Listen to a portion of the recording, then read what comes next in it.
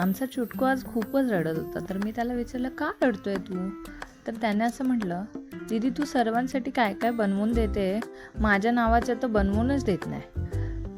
म्हणून मी त्याला म्हटलं, ठीक आहे, तर आज तुझ्याच नावाचा पण लेटर बनवूया. त्याने तर मला कलरसुद्धा सांगितला की मला ब्लॅक कलर पाहिजे. म्हणून मी सर्वात आधी ब्लॅक कलर पोर करून घेतला आहे.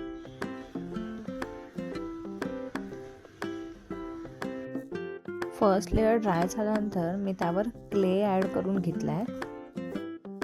क्ले ॲड करून मी इथे क्लाउड्स बनवण्याचा प्रयत्न केला आहे.